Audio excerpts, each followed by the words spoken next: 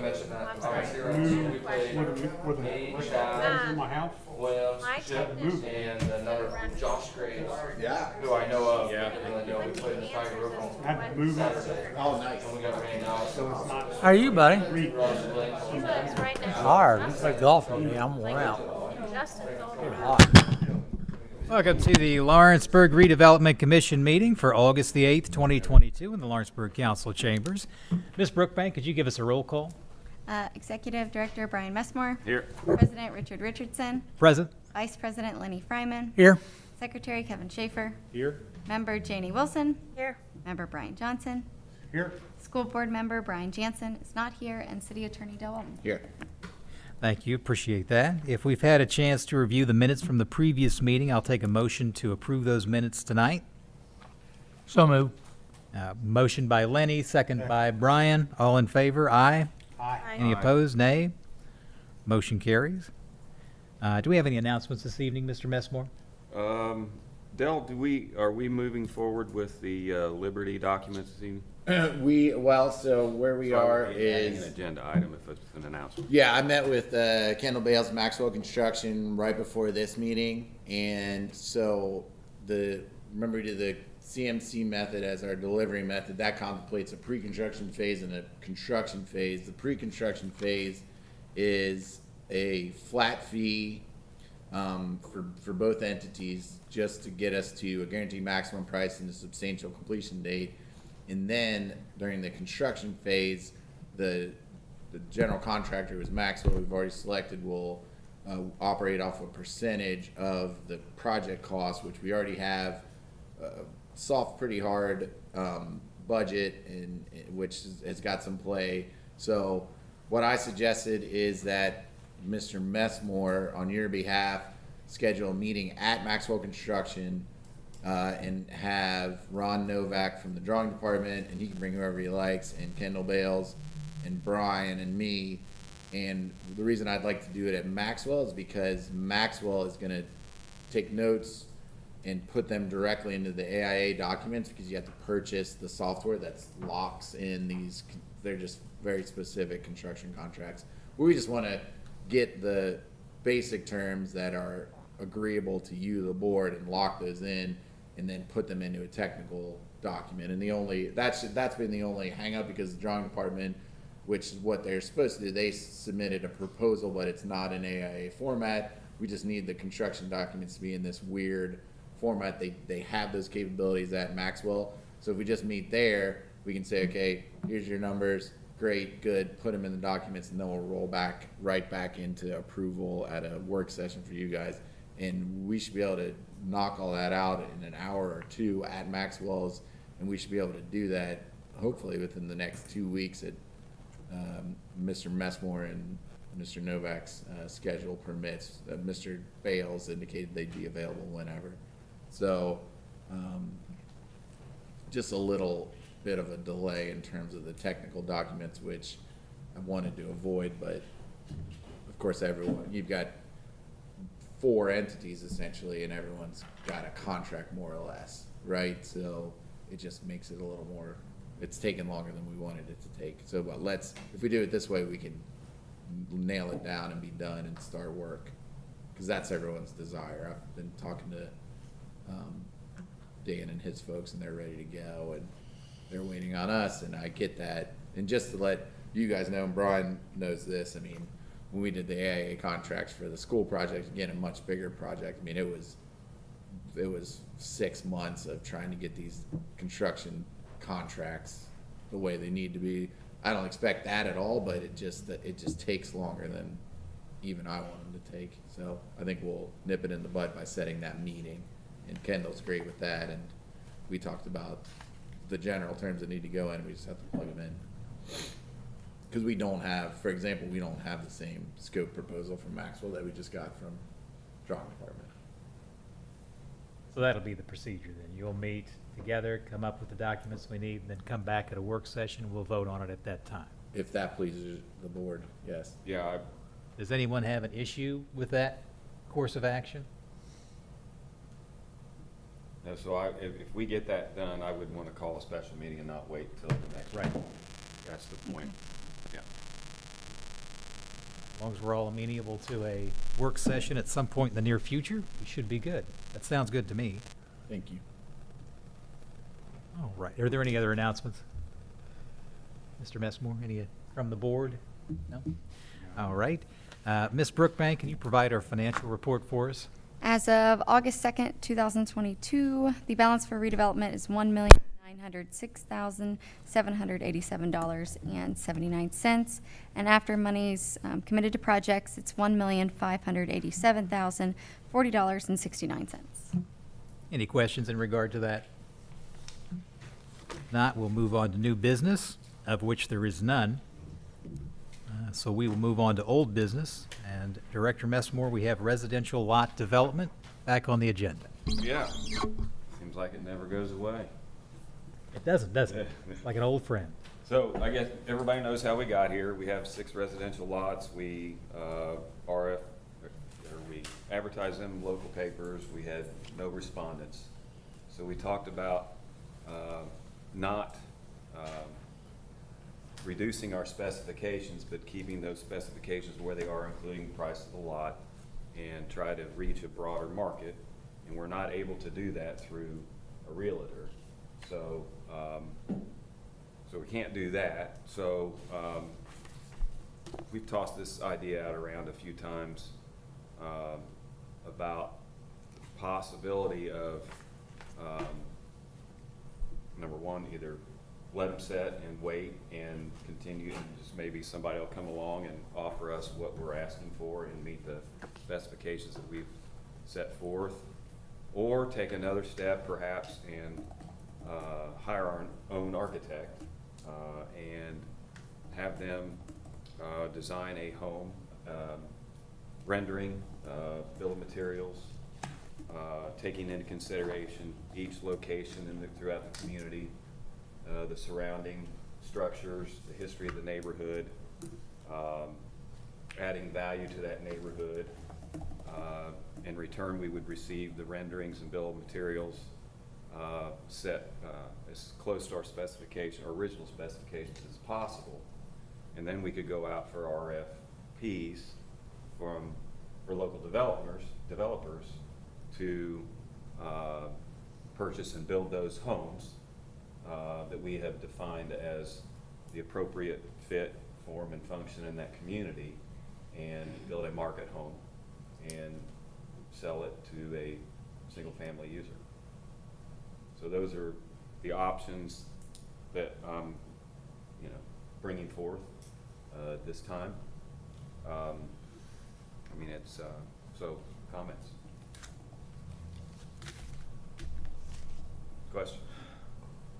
Is anyone in a hurry to do something with those? I mean, why not sit on for 6 months or, see if somebody comes to us and wants to buy them?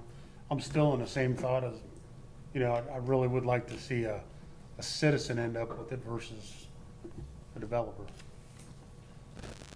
But. Mr. Weldon? No, go ahead. Sorry. No, I thought you go ahead. Yeah, I mean that's it's kind of something that, because we're between the redevelopment commission and council, we've got a lot of great experience and opinions, and so if you think about the beginning of this process, back when we started out with a downtown where no one wanted to build a house, and then we kind of started developing these projects, especially with the first time home buyer incentive program, to just start building any single family house, and we had some good success. We've got some single family houses that were built and sold immediately as single family houses, and this is something that other communities do a lot of time, largely with nonprofits, but buy rental units and turn them into single family, or to do what we've done, which is secure lots and build single family. So when Brian and I have always talked, and it is difficult, it's a difficult proposition. So we knew, of course, based on our comprehensive plan, that one of our key issues that we need to deal with as a redevelopment commission and as a city is to have more single family dwelling units. That was the number one takeaway and recommendation during the comprehensive plan. So we always knew that we'll accumulate lots when they become available to us. We weren't aggressively seeking them, but we've gotten some lots that are good lots. And then you always look at the end result, which would be a good single family home, like Mr. Johnson said, occupied by, you know, an end user that's available to someone to purchase. So like Brian said, you know, we tried to just list them generically with some parameters attached to them, so that the end user could say, okay, I want this lot, and I've got my builder, I've got my architect, I've got my funding. But that didn't work, and I think that maybe there's a chance that was just kind of too much to put on the buyer. So it is an option to have, and again, our only duty is and goal is to make sure that you get to the end, right? We don't necessarily need to make like a profit off of the lot. We're the redevelopment commission. We're going to redevelop our downtown to make it a better place by having single family, good, sustainable single family houses that'll be multiple generations of inhabitants. And so one option would be to allow Mr. Messmore to consult with an architect, have the architect draw what is more or less, you know, the Lawrenceburg brownstone. You know, you see cities like Chicago or New York or Cincinnati that have a certain style of downtown home that is kind of, you see it a lot, that kind of pops up. And that would be commensurate with our challenges and our benefits downtown. So can't really build big basements downtown, right? But you got to park your car. So maybe something like a brownstone or a walk-up where you drive, where there's a garage and then stairs, and then you've got 2 levels above that first level, kind of similar to the townhomes across from St. Lawrence, only broken out to 1 or 2 depending on the lot size. So you get an architect to design that, then you can RFP that to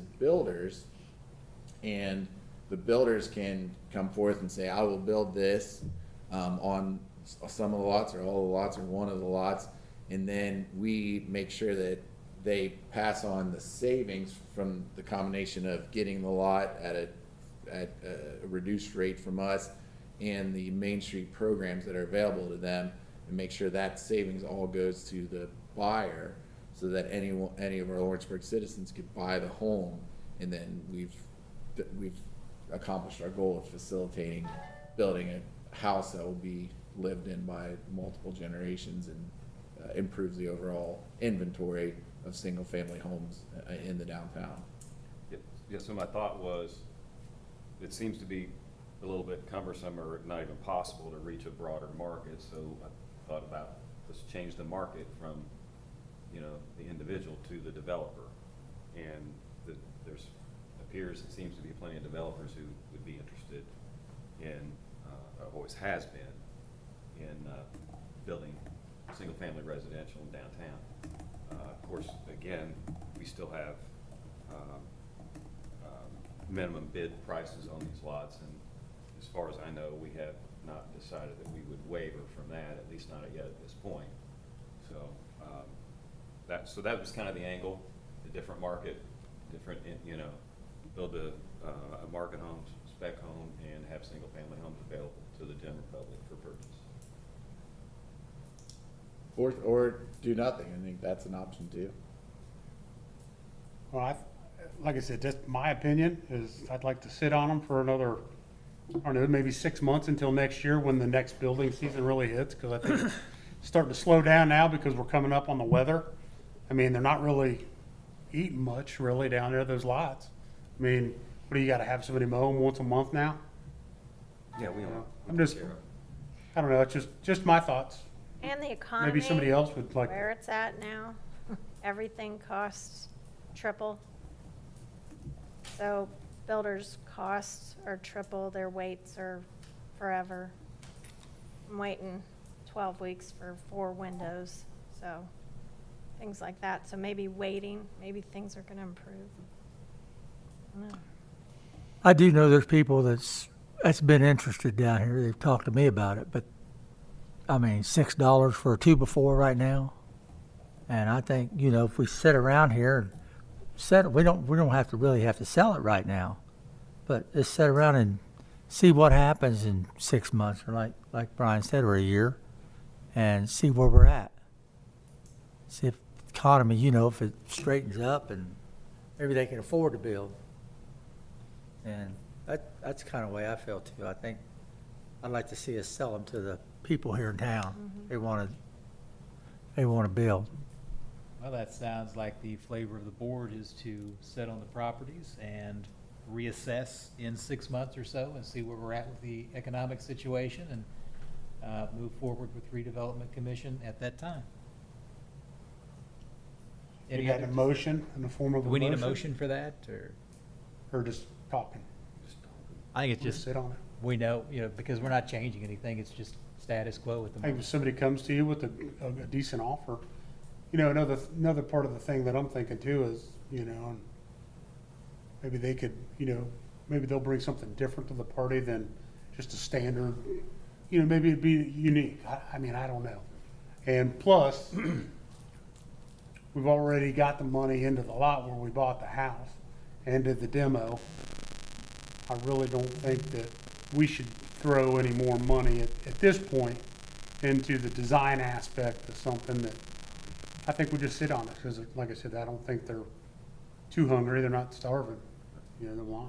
So, as a standard operating procedure moving forward, there have been people that have expressed interest, and I give them the specifications and say, Make us an offer. put together a proposal. And so I'll continue to, I haven't got any, but I'll continue to operate under those circumstances. And if we get some proposals, some offers, we'll discuss them as they come up. Have we come down on the specification to where I'm hearing $300,000 for a home? Or is it, We didn't have we come specify- down off we of did some of not that? specify price, we specified minimum square footage. But it comes up, Brian, doesn't it come up to quite a bit? Yeah, that's because Yeah. of the cost of building materials, Which are coming down now. which Yeah. are coming down. So, So we based pretty much the minimum square footage based on the house, the pre-existing house. It's pretty close to that.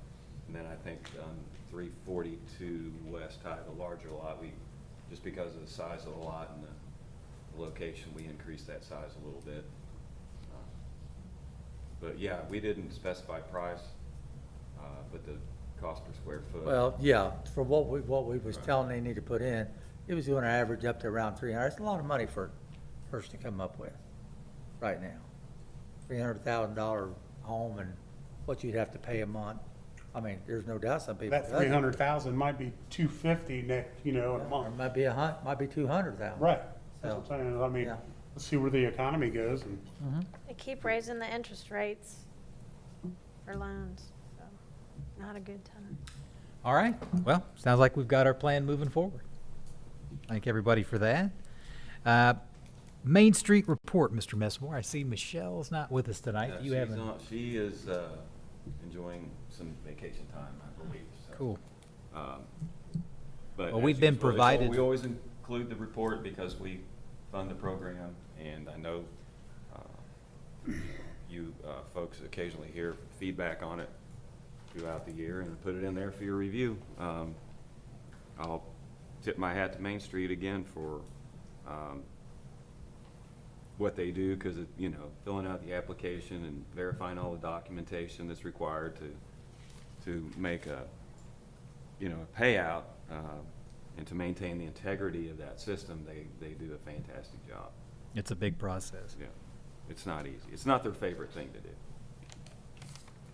If we have nothing else under old business, we'll move on to approve the claims that have been provided in our packets. Do we have a motion to approve those claims? So moved. Lenny motions. Do we have a second? I'll second. Second by Kevin. All in favor? Aye. aye. Hi. Any opposed? Nay. Motion carries. Now we have comments from the audience. Yes, sir. Scott. I need to go up. Yeah, come on up. So, Scott McLean, Hammerlink. I was listening to your ideas about the properties, and I kind of looked at that information, and from from a personal point of view, and for a person that worked for an architectural firm for many years, it was very dry. So when I heard you say, hey, come up with the idea of what you could do with one of the properties, I think that's an excellent idea, not sell it to a builder, but to have it in your folio of what you're trying to sell. All you're doing right now is saying, here's a piece of land, some ground and grass, and it's like, oh. But if you get like Jim Fritsch, very inexpensively, to take one property and come up with a design concept that would work for the city, what you guys want, and you put that out there as, hey, here's an example of what could happen on this one piece of property, then people can see something. Because a lot of people can't visualize anything. So that's just an idea I have. And Jim Fritsch is very inexpensive. He does a great job. So, okay. Thank you. I Appreciate it. do have Scott. another question. I know it's been answered before, but I just want to, on the development projects that have been approved in the past, what is the length of time, the duration that we give them to spend that money? You mean for construction build? Yeah, we've got some stuff that's been out there for a few years and nobody's ever done anything with it as far as on the development project list that we've got. What goes back to 2016. Oh, you're Starting out with Dearborn Plaza for 840. Yeah. I think there's one outstanding project, and it's, Well, actually, there's about 6.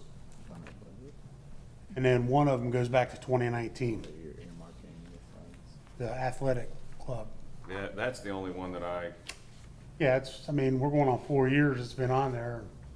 I just wondered what the duration of time is. We gotta leave it. Yeah, on that one that, I know what you're asking about, it's till the end of this year. it's the end of this year. What is it? The end of this year. Just End of this year? Yes. Mm-hmm. Thank you. Uh-huh. So what is the date? 4 years, 4 calendar years? What's the date?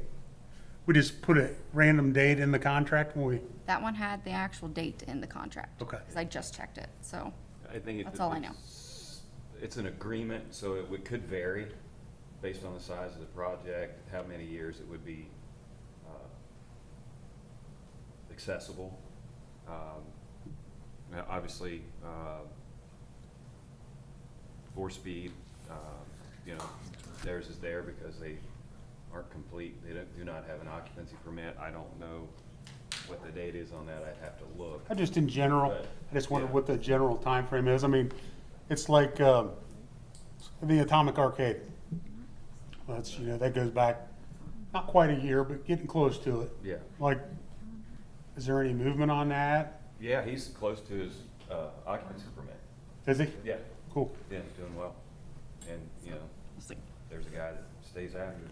And then, since I'm gonna go ahead and just tell a lie here, since I still have another question. Has Blacklist, have they ever got the $25,000 small business grant? I mean, they've been around for a long time. No. This will be the first time they've ever received any money to do Actually, help with the build out. It's the Blacklist relocation.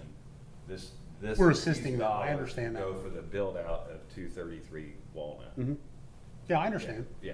But I mean, did they get 25 grand to do the build out of the Liberty Theater? Or did No. they get the 25 grand to That do was- over in the old Schmar Plaza? No, I don't know what was done back then. for- Okay. Because they've been around for quite, I was just curious. No, that program's just on its second year, I think. I'm done. Sure. I promise this time. Anybody else? All right. If not, I'll take a motion to adjourn. So move. Lanny, do we have a second? Brian, all in favor? Aye. We like Opposed? that part of it. Motion carries.